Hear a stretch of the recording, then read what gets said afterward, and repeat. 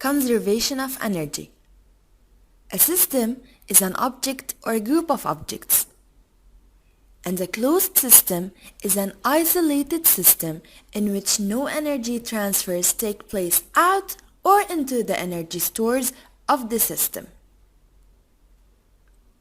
Taking an example of a simple pendulum, the pendulum would probably keep on swinging forever if it was in vacuum, because there would be no air resistance acting on it, and so no energy would be transferred from any of its energy stores, and there would be no net change to the energy stored in the system.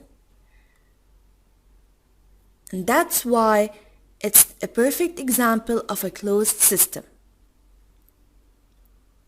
The total energy of a closed system is always the same before and after energy transfers to other energy stores within the closed system.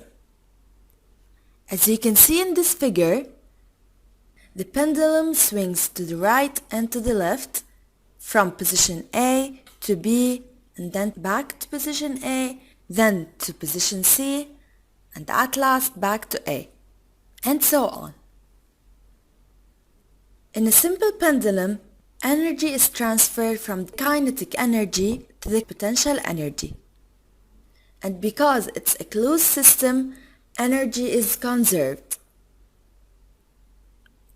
Not to forget, the principle of conservation of energy is that energy cannot be created or destroyed, and that conservation of energy applies to all energy changes.